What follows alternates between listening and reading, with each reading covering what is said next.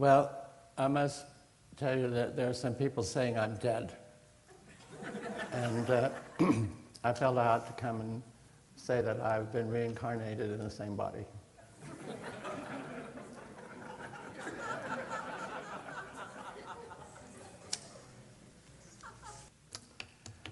Okay, I'm going to talk about the future because I think that we're far too much trapped in the past. We have a vocabulary for what we are interested in that's at least 200 years old. And our reality boxes are locked into the definitions of the vocabulary, you know.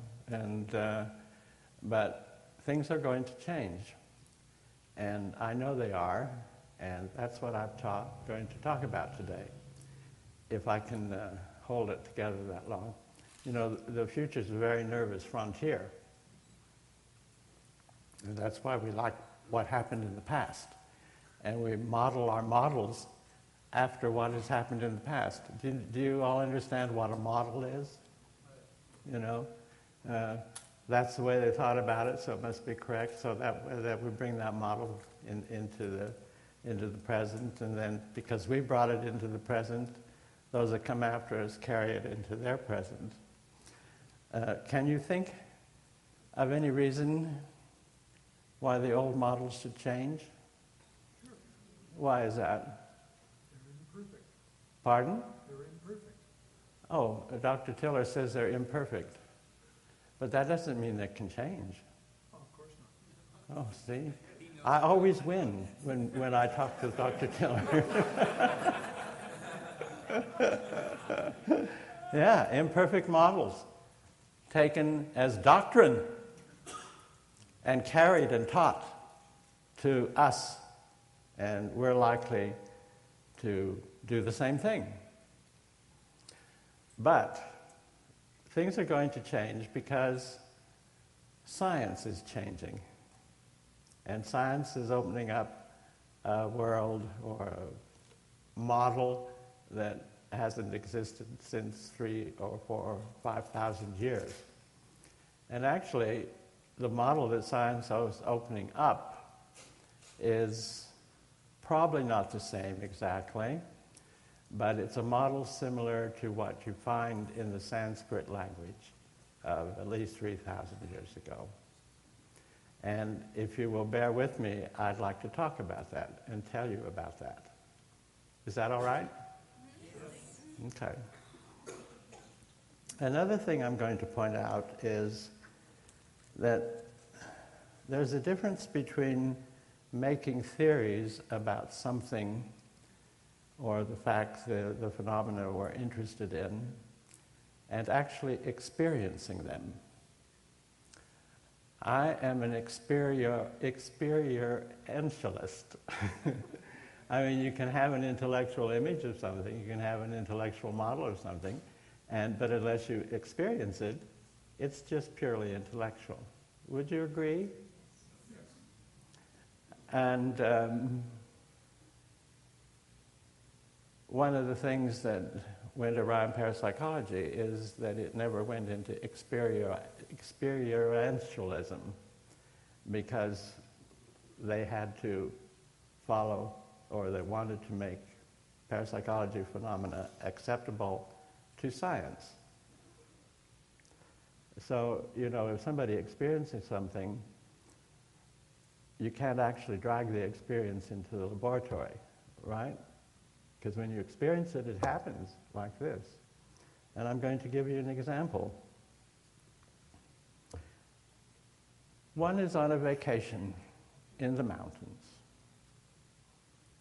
And one is walking up a path that is going up the mountainside, observing the great scenery, right? Have any of you ever done that? And one is walking around saying, wow, this is great, and this is so forth and so on, and suddenly the body stops. The body stops. One is continuing looking and doesn't realize that the body has stopped. And then it becomes aware the body has stopped, and the body takes 3 steps backwards, and the cliff falls away, right in front of this person, and suddenly the knees get all so forth and so on, and then this one walks over and looks down there where the body would be, mangled, right? That's an experience that doesn't involve consciousness. And then one says, I'd better go back to the lodge. And one goes back and drinks 6 martinis. Now, you can't drag a thing like that into parapsychology laboratory, right? But this is what we're interested in, right? We're interested in this kind of thing. That can't even be called a premonition because it wasn't even conscious. What would you call it? Well, we know it's subconscious, but what would you call the experience? An anomaly. That's the best word we can get up for it? We don't even have a word for it. The parapsychology and psychic literature does not have a word for that kind of thing. It has a word if you get an impression that something's going to happen. That's called a premonition. But that's after the fact, right? You have to wait to see if the premonition is going to come actualize or not. So we have a word for that, but we don't have a word for the most famous phenomenon in human history, what actually must be the most famous enduring phenomenon in actual history. Something in our system saves our lives. Do you understand what I mean now? Experiential?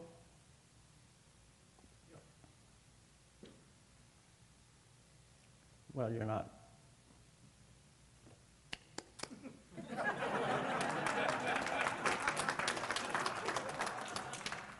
So what does parapsychology test when it drags something into the laboratory? Give me some examples. Are you dead-headed tonight or what?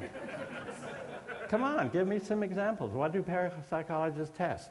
Is there any parapsychologist here? Telepathy. Psychokinesis. Precognition. Intervention. Intervention's getting quite near what I was talking about. Michael Persinger does what? He puts a skidoo helmet on people and he shows like pictures. Yes, sir. I have been in that helmet many times.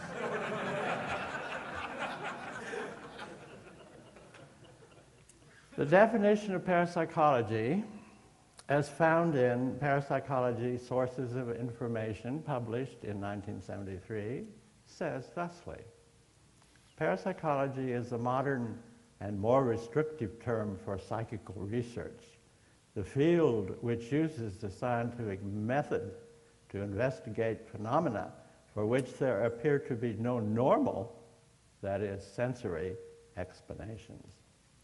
Basically, this refers to phenomena subsumed under the general term psi that refers to the building blocks of telepathy, clairvoyance, precognition, psychokinesis.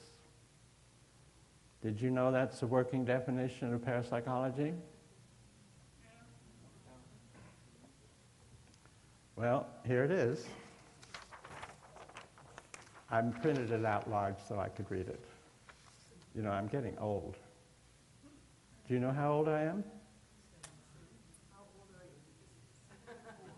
How old do I look?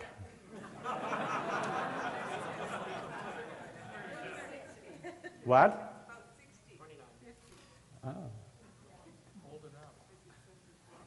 I've been around for 72 years, this lifetime.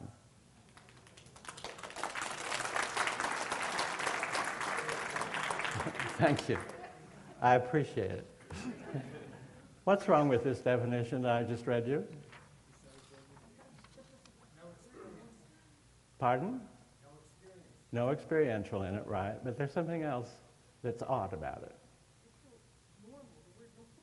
Well, that's one thing, yes.